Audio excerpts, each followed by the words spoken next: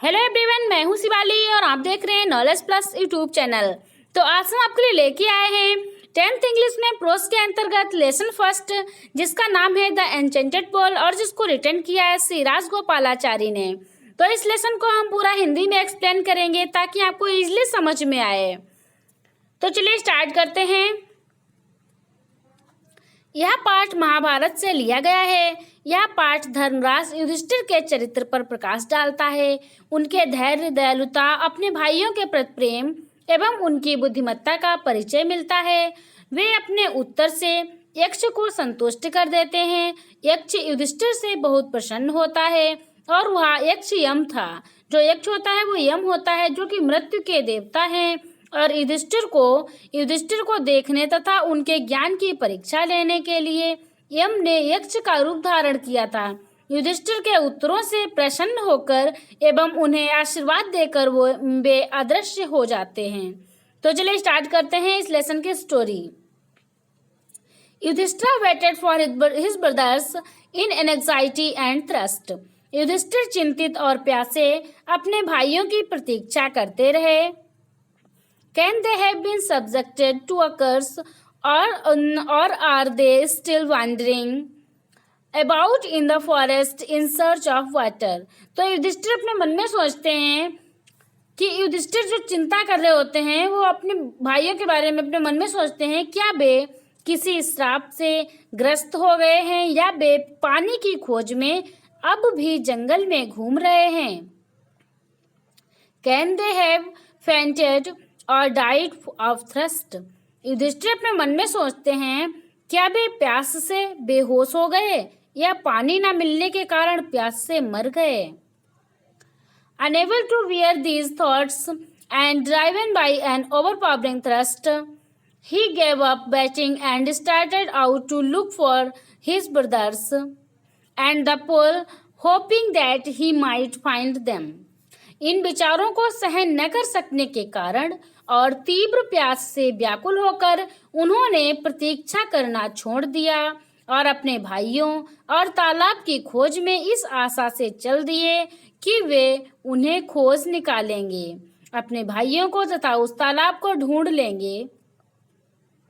Yudhishthir proceeded in the direction his brothers had taken and kept on walking through tracts full of wild weir and spotted deer and big forest birds till he came upon a beautiful green meadow. Yudhishthir उसी दिशा में चल पड़े जिधर उनके भाई गए हुए थे और जंगली रीछ, चितकबरे, हिरन एवं जंगली चिड़ियों से भरे हुए उस वन प्रदेश के बीच उस समय तक चलते रहे जब तक कि वे एक साफ पानी के तालाब के चारों ओर के सुंदर चरागाह पर पहुंच न गए। Around a pool of clear water, जब तक वे एक साफ पानी के तालाब के चारों ओर जो सुंदर चरागाह था वहां तक न पहुंच गए। But when he saw his brothers lying there flagpoles, unable to restrain his grief, he lifted his voice and wept. परंतु जब उन्होंने अपने भाइयों को बेहोश पड़े हुए देखा तब अपने दुख को न रोक पाने के कारण वे ऊंची आवाज में रोने लगे।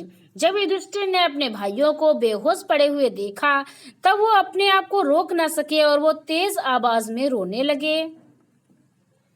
He touched the faces of Bhima and Arjuna as they lay so still and silent and mourned, was this to be the end of all our woes?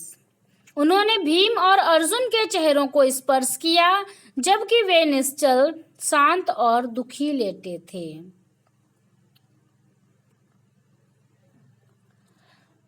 क्या हमारी सभी प्रतिज्ञाओं का यही अंत होना था?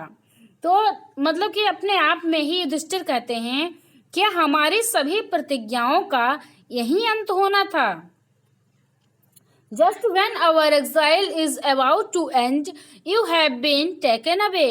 ठीक जबकि हमारे वनवास का अंत समीप है, तुम चले गए। एवं the gods have forsaken me in my misfortune. मेरे संकट के समय देवताओं ने भी मुझे छोड़ दिया है। तो युधिष्ठिर अपने मन में अपने आप से कहते हैं कि मेरे संकट के समय देवताओं ने भी मुझे छोड़ दिया है। As he looked at their mighty limbs, now so helpless, he sadly wondered who could have been powerful enough to kill them. जब उन्होंने अपने भाइयों के शक्तिशाली अंगों को देखा, जो अब इतने असहाय अवस्था में थे, उन्हें दुख के साथ यह आश्चर्य भी हुआ कि कौन इतना शक्तिशाली है जिसने उन्हें मारा है। मतलब इतना कौन शक्तिशाली है जिसने उसके भाइयों को, भीम और अर्जुन जैसे भाइयों को मार डाला है। Then he too descended into pool, drawn to the water by an overpowering thirst. तब अपनी तीव्र प्यास के कारण पानी की ओर खींचते हुए वे तालाब में उतरे। At once the voice without form warned. तुरंत एक शरीर रक्त जो शरीर रहित थी, स्वर ने जो एक आवाज थी, मतलब कि जिसमें जो किसी बिना किसी शरीर के एक आवाज थी, उसने चेतावनी दी, उसने warning the. Your brothers died because they did not heed my words.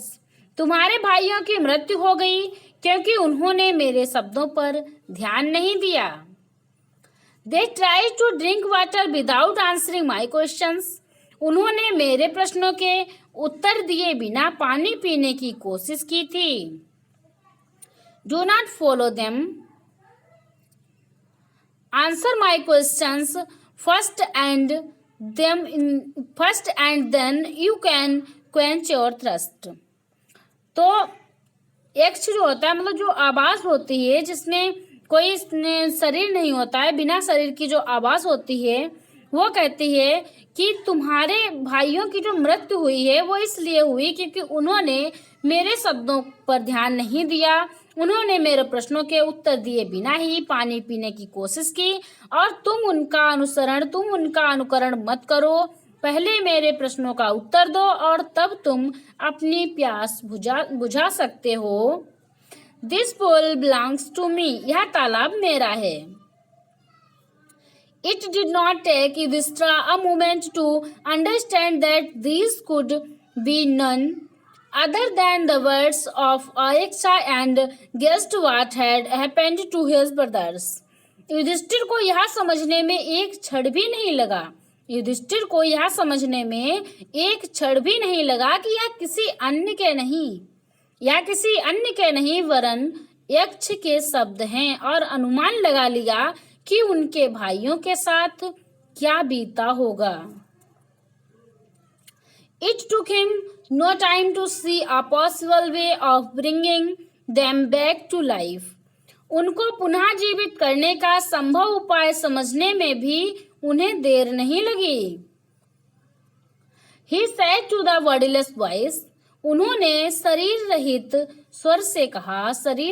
आवाज से कहा, प्लीज आस्क योर क्वेश्चंस. कृपया अपने प्रश्नों को पूछिए. The boys put questions rapidly one after another. तो क्या हुआ कि उस आवाज ने एक के बाद एक प्रश्न शीघ्रता से पूछना स्टार्ट किया. उस आवाज ने एक के बाद एक प्रश्न शीघ्रता से किया. तो आज की क्लास में बस इतना ही. अब आगे का लेसन हम नेक्स्ट वीडियो में पढ़ाएंगे. एंड आई होप आपको ये लेसन समझ में आया होगा, इतना एक्सप्लेनेशन समझ में आया होगा. अगर आपके माइंड में इससे रिलेटेड कोई क्वेश्चन है तो वो आप हमें कमेंट में पूछ सकते हैं. और यह वीडियो आपको कैसा लगा ये हमें कमेंट में जरूर बताएं. और आपको वीडियो पसंद आया हो तो वीडियो को लाइक करें, शेयर करें और फाइनली हमारे यूट्यूब चैनल को सब्सक्राइब करें ताकि आने वाली नेक्स्ट वीडियो आपको टाइम पर मिल जाए. और जिन्होंने सब्सक्राइब कर लिया है उनको बहुत बहुत धन्यवाद. Thanks for listening my voice.